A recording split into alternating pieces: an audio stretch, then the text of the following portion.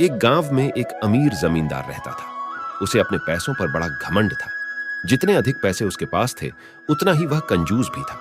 अपने खेतों में काम करने वाले किसानों से वह खूब काम करवाता, मगर पगार कौड़ी भर भी न देता। मजबूर गरीब किसान मन मारकर उसके खेत में काम करते।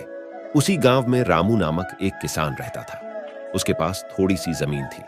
उसी में खेती बाड़ी कर वह अपना और अपने परिवार का गुजारा चलाता था। रामू बड़ा मेहनती था। वह दिन भर अपने खेत में काम करता और अपनी मेहनत के दम पर इतनी फसल प्राप्त कर लेता कि अपने परिवार के लिए 2 वक्त की रोटी जुटा सके।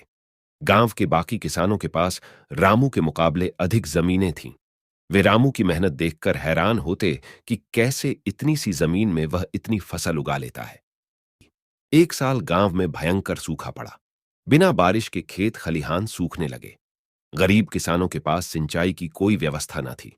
वे सिंचाई के लिए बारिश पर ही निर्भर थे, इसलिए उनकी सारी फसल बर्बाद हो गई। रामू के साथ भी यही हुआ। अपने छोटे से खेत में वह किसी तरह अपने परिवार का पालन पोषण कर रहा था।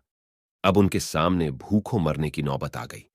मजबूरी के कारण वह गांव के जमींदार के पास कर्ज मांगने गया। जमींदार कंजूस तो था। उसने सोचा कि यदि उसने रामू को पैसे दिए तो यह लौटा तो पाएगा नहीं, इसीलिए इसे अपने खेत में काम पर लगा लेता हूं। मेहनती तो ये है ही और मजबूर भी। कम पैसों में दुगुनी मेहनत करवाऊंगा। उसने रामू से कहा। देख रामू, मैं तुझे कर्ज तो दे नहीं सकता, लेकिन तेरी इतनी मदद कर सकता हूँ कि तुझे अपने खेत में काम पर रख लूं। तुझे महीने के 1,000 रुपए दे दिया करूंगा। पर मालिक, दूसरे किसान तो 2,000 पाते हैं। रामू बोला। करना है तो कर, वरना मेरे पास किसानों की कमी नहीं। जमींदार बोला। मजबूर रामू क्या करता? हामी भरकर घर लौट आया। अगले दिन से जमींदार के खेत में काम करने लगा। मेहनती तो वह था ही। वह खूब मेहनत और लगन से काम करता। उसने 4 महीने का काम 2 महीने में ही कर दिया। यह देख जमींदार बहुत खुश हुआ, लेकिन इसके मन में मक्कारी जाग उठी। उसने सोचा कि 4 महीने का काम तो इसने 2 ही महीने में कर दिया। क्यों ना इसे निकाल दूं? इससे मेरे 2 महीने के पैसे बच जाएंगे। उसने रामू को बुलाया और उसके 2 महीने के पैसे देकर कहा, रामू, यह ले तेरे पैसे। कल से मत आना। अब मुझे तेरी जरूरत नहीं। यह सुनकर रामू परेशान हो गया। बड़ी मुश्किल से उसका घर चल रहा था। अब अपने परिवार का भरण पोषण कैसे करेगा? वह जमींदार के सामने गिड़गिड़ाने लगा कि उसे काम से न निकाले, लेकिन जमींदार ने उसकी एक न सुनी और उसे काम से निकाल दिया। रामू आंखों में आंसू लेकर घर लौटा। चिंता से रात भर उसे नींद नहीं आई। सुबह उठकर उसने फैसला किया कि वह फिर से जमींदार के पास जाएगा और उससे विनती करेगा कि उसे वापस काम पर रख ले। वह जमींदार के घर के सामने जाकर बैठ गया। सुबह उठकर जाट जमींदार अपने घर से बाहर निकला तो रामू को घर के सामने बैठा हुआ देखा। उसने रामू से पूछा, क्या हुआ रामू, क्यों आया है?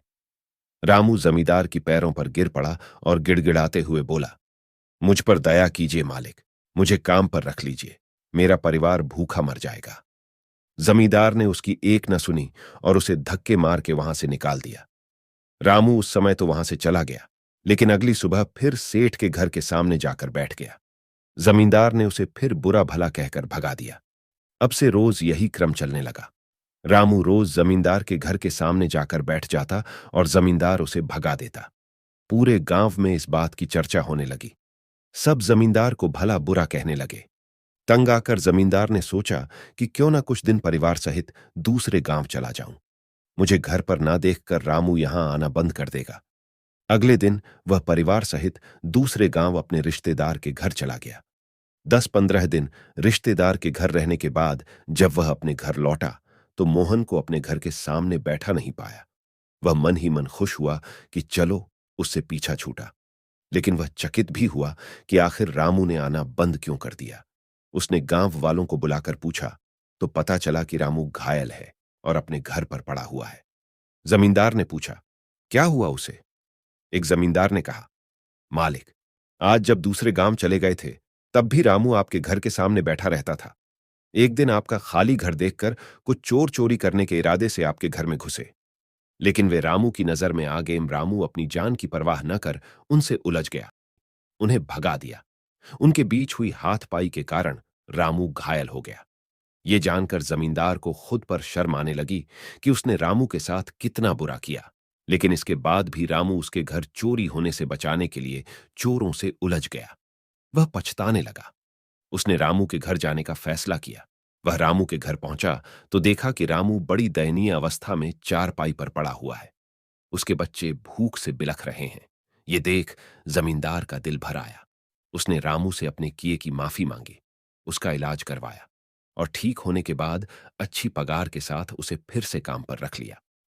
ये आपको हमारी ये स्टोरी कैसी लगी हमें कमेंट में बताइए प्लीज। स्टोरी को लाइक और शेयर कीजिए और चैनल को सब्सक्राइब कीजिए। धन्यवाद।